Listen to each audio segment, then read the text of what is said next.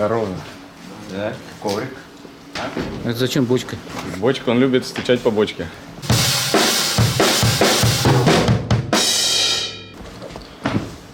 Патчинг уже есть, надо лайн. С музыкой, в общем, я начал связывать свою жизнь лет в 6. Меня сначала на бальные танцы отдали. Видимо, я делал там какие-то успехи. И я жил в городе Бирск, это недалеко от Уфы, это 100 километров от Уфы. И мой преподаватель родителям сказал, что нужно меня отдавать в Уфу, в школу бальных танцев, через какое-то время. И папа меня, наоборот, оттуда забрал со словами, я помню: Оскар, идем домой, а то ты вырастешь каким-то женоподобным, типа, тебе эти танцы не нужны.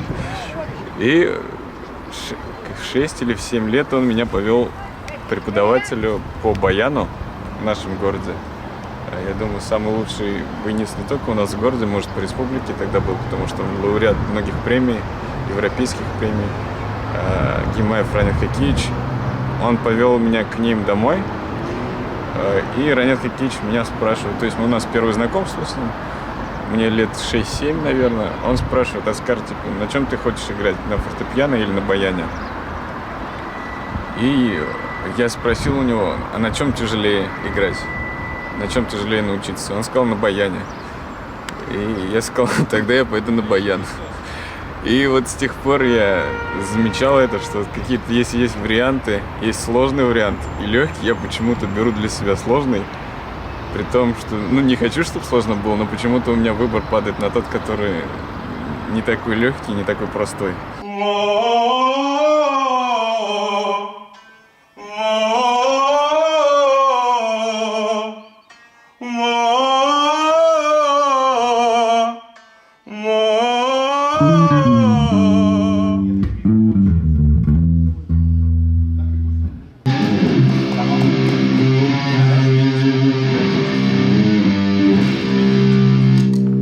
Что мы играем альтернативную музыку на татарском, я думаю, да, тоже следствие того, что я выбрал какой-то тяжелый путь, потому что играть татарский рок — это уже вообще что-то невозможно, мне кажется. А через 1,5 часа, вон уж даже меньше, начнется наш концерт, мы очень ждем этого. Я в предвкушении, прямо вот все пятки уже горят, хочу танцевать. Раз, два, три. Заметил, Оскар, когда со спины ходит, он на Мика Джаггера похож из Rolling Stones. Прямо со спины, просто копия.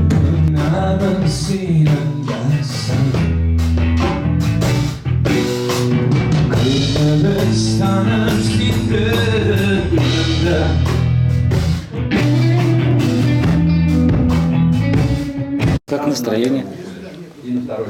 Да нормально, просто голос уж не на месте. Ну, сейчас в зеркало посмотрю, еще не видел. Все нормально. Грейпфрутовый лимонад.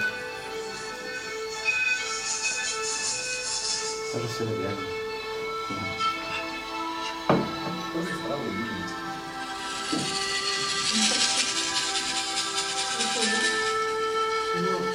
Решись.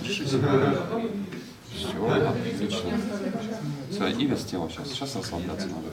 Прочувствуй этот момент. Прям сам постой. Можно ручки сложить вот так. Так энергия в сердце направляется. Вот, отлично.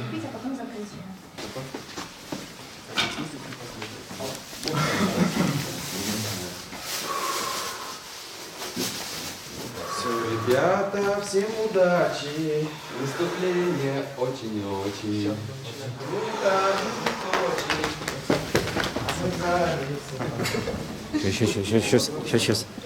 Сейчас. Ага.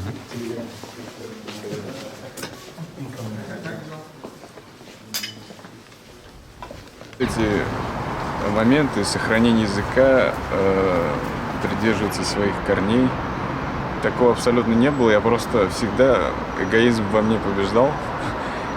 И я делал то, что мне нравится, то, что мне хочется. Я любил себе делать подарки, и раз мне нравилось делать татарские песни, то есть они мне приносили удовольствие, я чувствовал какую-то силу прилив энергии, особенно когда ты сделал песню, ты чувствуешь, что ну, неплохо поработал, Оскар молодец, теперь ты можешь что-то для себя сделать приятное еще.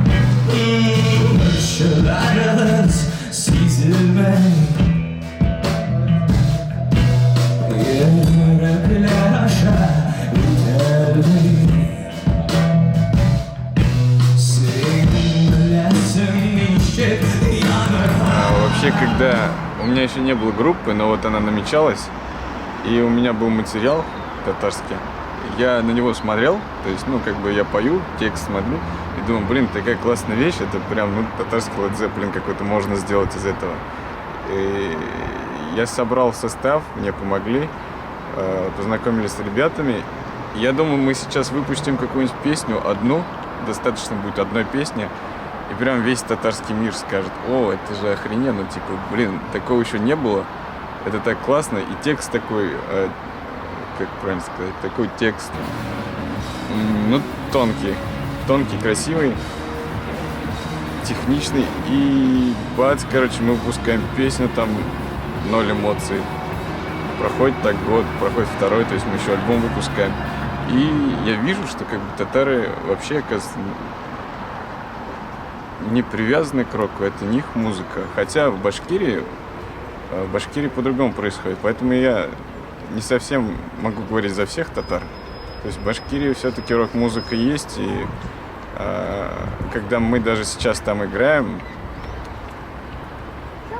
и реакция со стороны публики, и реакция со стороны вообще зрителей и других национальностей, она более активна, более эмоциональна, более открыта, более яркая, насыщенная, чем здесь. Здесь, мне кажется, вот то, что у нас есть сейчас какие-то слушатели, и они еще кричат на концертах, это все благодаря тому, что мы немного их приучили, развили в этом плане.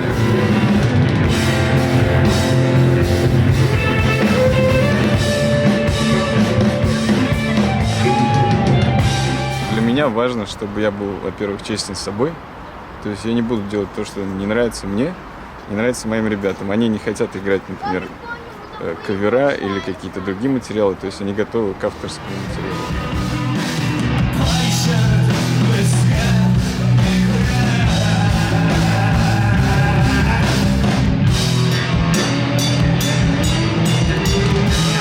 Ты пишешь песню исключительно для себя, чтобы потом...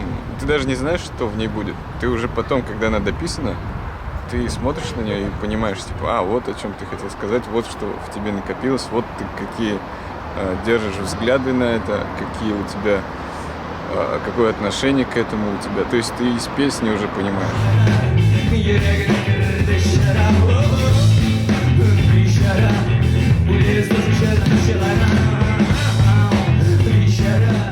Действительно, просто случайно написав пару строк на татарском, они сами вышли, я решил дописать. Ну, я понял, что вот даже вот эта песня, самая первая на татарском, она лучше всех, которые я написал на русском. То есть там есть все, что я хотел использовать и в техническом плане, и в эмоциональном, и в чувственном. В общем-то, все, что должно быть.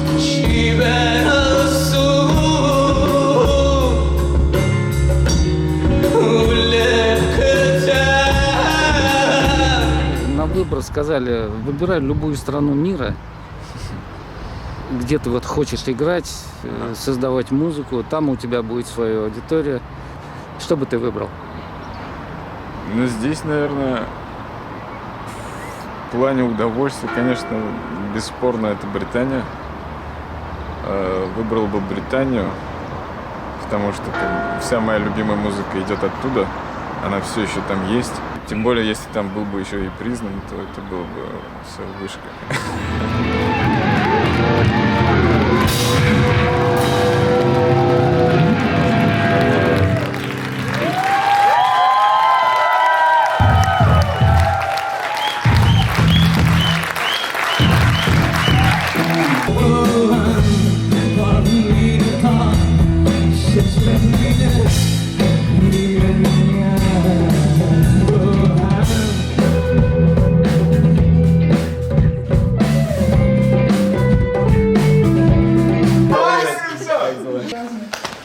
Было плохо, я сказала, А что никто не крикнул, Аскар, я тебя хочу детей? Так а ему каждый день это пишут, не переживай.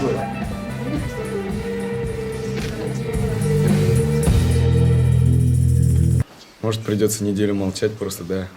Выключу телефоны, уеду в Башкирские горы, в природу. Урушайтыргами, тоташама. Татарча да була. Мен матурду көтерейін де. Мен бір отырмын. Матур сен. Отырма? Ескерткіш концерт, ғауға.